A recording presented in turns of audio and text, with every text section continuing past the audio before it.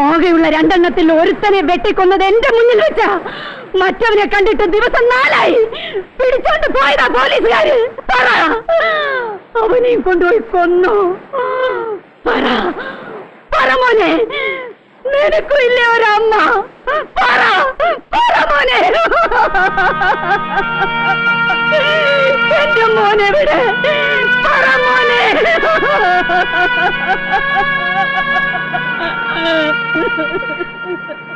ഈ ആയുധത്തെക്കാൾ മൂർച്ചയുണ്ടല്ലോ നിങ്ങളുടെ വാക്കുകൾ, ഈ കടലിലേക്കാൾ ആഴമുണ്ടല്ലോ നിങ്ങളുടെ മനസ്സുകൾ.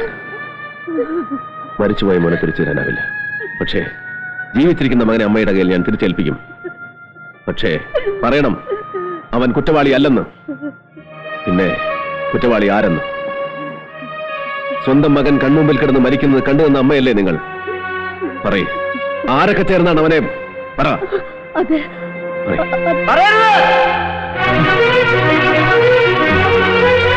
ഇവർ പറയുന്നത് വിശ്വസിക്കരുത്. ബാക്കിയുള്ളവരെ കൂടെ കൊണ്ടുവൻ കൈക്കൂലി വാങ്ങുന്ന ദുഷ്ടന്മാരാണിവർ. അല്ലെങ്കിൽ ആണെന്നും പെണ്ണെന്നും നോട്ടമില്ലാത്ത വർഗമാണിവർ.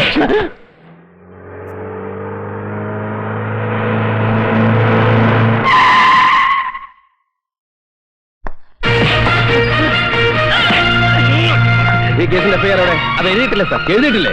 അവരെ അറസ്റ്റ് ചെയ്തിട്ട് 3-4 ദിവസമായിട്ടുള്ളൂ സാർ. അപ്പൊ ഇവരെ കോടതിയിൽ ഹാജരാക്കുന്ന പരിപാടിയൊന്നുമില്ലേ? ഞാനപ്പോ ലീവിലായിരുന്നു. പ്രശ്നമുണ്ടായതിന്റെ പിറ്റേന്ന് ലീവ് ക്യാൻസൽ ചെയ്ത് ഞാൻ വരുമ്പോ ഇവരിവിടെ സുഖമായിട്ടുണ്ട്. ഞാൻ കോടതിയിൽ ഹാജരാക്കാത്തത് എന്തെന്ന് ചോദിച്ചപ്പോ കുറ്റം സമ്മതിച്ചതിന് ശേഷം മതി എന്ന് പറഞ്ഞു. ആര് പറഞ്ഞു? സാറിന് മുമ്പിരുന്ന circle inspector Joseph Chacko sir പറഞ്ഞു. ഓഹോ, അപ്പൊ ഇവരെ കൊണ്ട് എത്രയും വേഗം കുറ്റം സമ്മതിപ്പിച്ചു കഴിഞ്ഞാൽ പിന്നെ നമ്മൾ ഫ്രീ ആയല്ലോ. പക്ഷെ ഇവര് കുറ്റം സമ്മതിക്കുന്നില്ലല്ലോ. സമ്മതിപ്പിക്കണമല്ലോ, അതാണല്ലോ നമ്മുടെ ജോലി.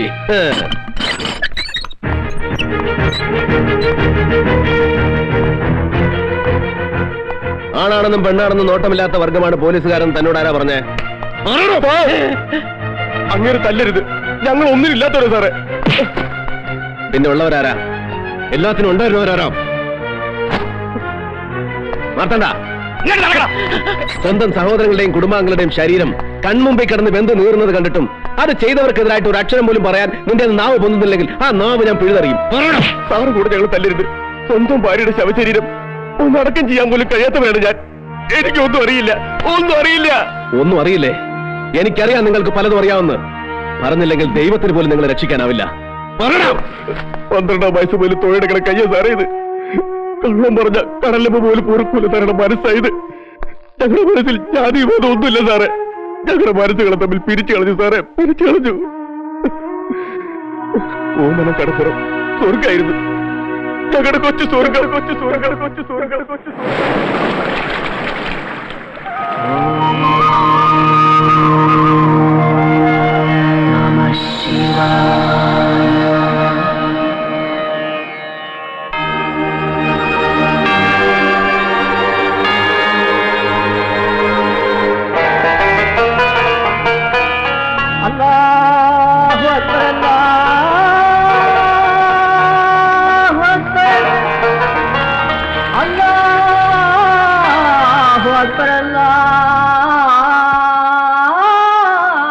എന്റെ മുൻപിൽ ഹമീദിന്റെ മുൻ ബഷീർ ഒരുമിച്ച് കളിച്ചോണമെന്നല്ല.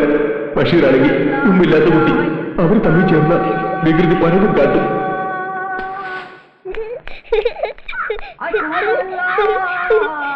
അമ്മേ, അച്ഛൻ വരുന്നു. അമീനെ, നീ മൂപ്പിന് വള്ളത്തിലെല്ലാം ബാക്കി വെച്ചിട്ടുണ്ടോ? ഒന്നുമില്ല. പറ്റിച്ചല്ലേ? പഠിച്ചാ? ഓനെല്ലാം പഠിച്ചാ?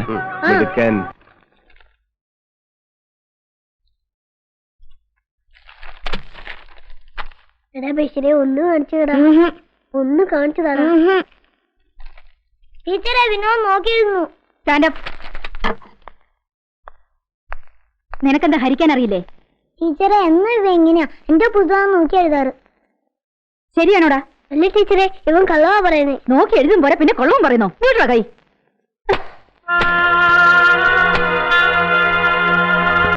അയ്യപ്പോ സ്വാമി ശരണം, അയ്യപ്പ ശരണം, നെയ്യഭിഷേകം, നെയ്യഭിഷേകം,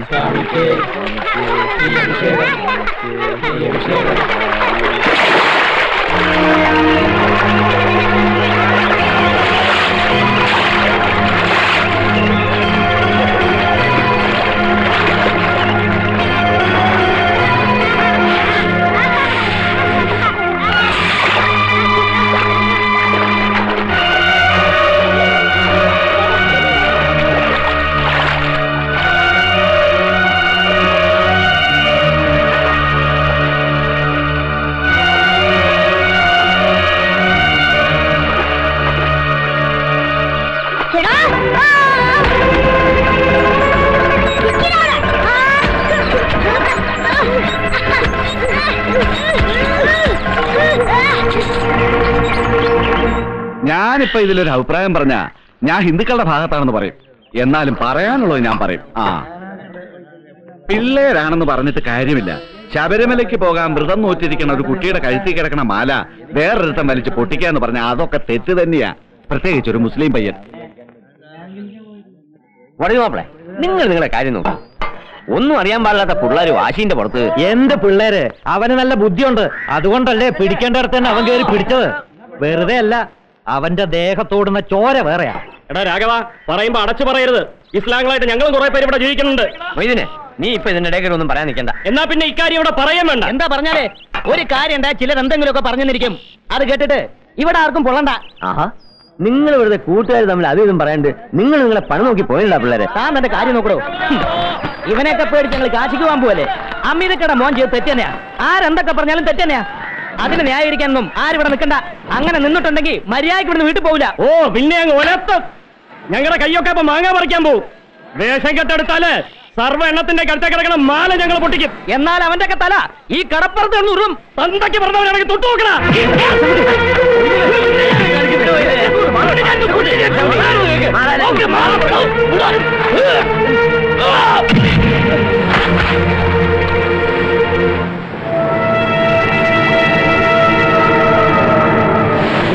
അവനെന്നെ ചവിട്ടി.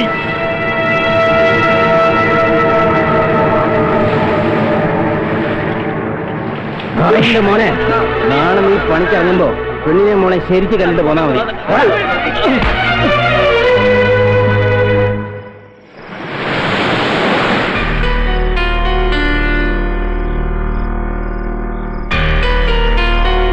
ചായക്കടയിൽ വെച്ച് ആദ്യം തല്ലിയത് കൃഷ്ണൻകുട്ടിയാ, മൊയ്തീനല്ല. അത് കണ്ട് അമീറൊന്നും ചൂടായി. അതിത്ര കാര്യമാക്കാനൊന്നുമില്ല. താനൊന്നും പറയണ്ട. ഭാര്യയും മക്കളെയും കണ്ടിട്ട് പണിക്കിറങ്ങിയാൽ മതിയെന്ന് വെല്ലുവിളിച്ചമാരുണ്ടല്ലോ ഈ കൂട്ടത്തില്. അവരോട് മുന്നോട്ട് വരാൻ പറ. എന്താണ് ശ്രദ്ധിക്കുക ഇങ്ങനെ കാണിക്കുന്നത്?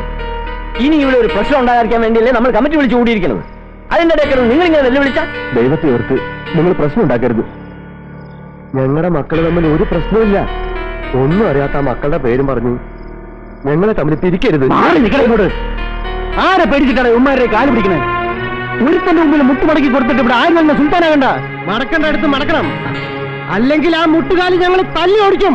അല്ല പ്രഭു, ഞാൻ മാപ്പ് പറഞ്ഞാൽ തീരുന്ന പ്രശ്നമാണെങ്കിൽ നീ പോടാ. ഇത് നിന്റെ മാത്രം പ്രശ്നമല്ല, മതത്തിന്റെ പ്രശ്ന. അടിച്ചൊതുക്കണ്ടതിനെ അടിച്ചു തന്നെ ഒതുക്കണം. നിനക്ക് വേണ്ടി ഞാൻ അടികൊണ്ട് അടിക്കണ അവനെ.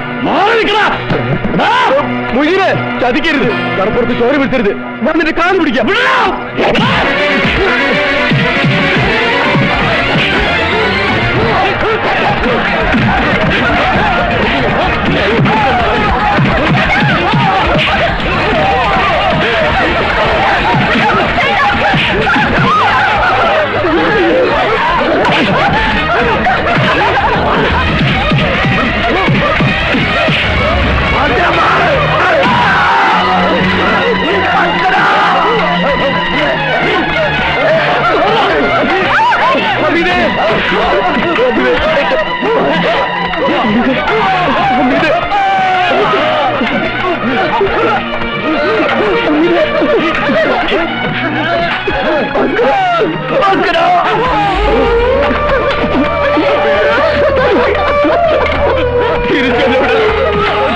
പിരിച്ചല്ലോടാ നമ്മളെ അമിത.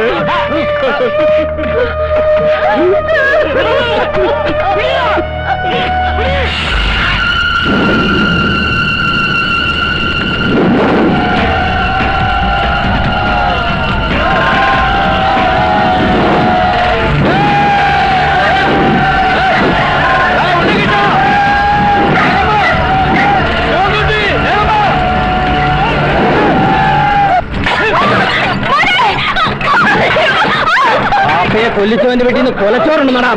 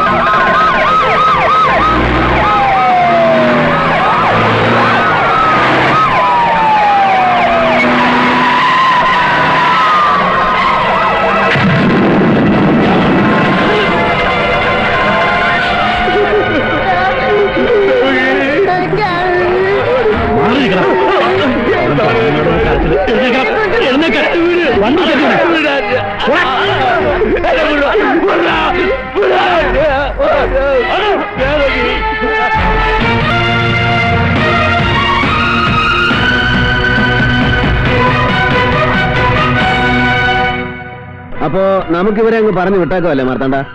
ഇങ്ങനെ ഒരു അറസ്റ്റേ നടന്നിട്ടില്ല. FIR രജിസ്റ്റർ ചെയ്യാത്ത കേസ് എന്ത് കേസാ മാർത്താണ്ട? സാറിന് മുമ്പിരുന്ന സർക്കിള് ആ സർക്കിളല്ലോ ഈ സർക്കിൾ. ഈ സർക്കിൾ വേറെ, ആ സർക്കിൾ വേറെ. എങ്കിൽ പിന്നെ നമുക്ക് എവര് പറഞ്ഞ അമീർ അലിയും പ്രഭുവിനെയും അങ്ങ് പൊക്കിയാലോ? അല്ല, മതസൗഹാർദ്ദ കമ്മിറ്റിയിലും കലാപത്തിലും അവർ ഉണ്ടെന്നല്ലേ അവർ പറയുന്നത്? ഇത്രയേറെ കുടിലുകൾ തീവച്ച് നശിപ്പിക്കാനും 8 എണ്ണത്തിന് ചുറ്റും വെട്ടിയും കൊല്ലാനും അവർക്ക് എന്ത് കാര്യം മാർത്തണ്ട? നിങ്ങൾ പോയിക്കോളൂ. സർ, ഈ അമീർ അലി ഒരു സ്ഥിരം ക്രിമിനലാ. കോളിളക്കം സൃഷ്ടിച്ച coast guard inspector Rajasekhar Nair കൊലക്കേസിലെ മുഖ്യ പ്രതിയാ. ഓഹോ, അപ്പൊ എക്സ്പീരിയൻസ്ഡ് ഹാൻഡ് ആണല്ലേ? പക്ഷെ പറഞ്ഞിട്ടെന്താ, പുല്ലുപോലെ ഊരി പോന്നില്ലേ? അതാ അവന്റെ മിടുക്ക്. അവന്റെ മിടുക്കോ അതോ കേസ് വായിച്ച വക്കീലിന്റെ മിടുക്കോ? ഏതൊരു സ്ത്രീയല്ലേ? അശ്വതി മേനോൻ. Yes, advocate Aswathy Menon. ഭാസ്കര,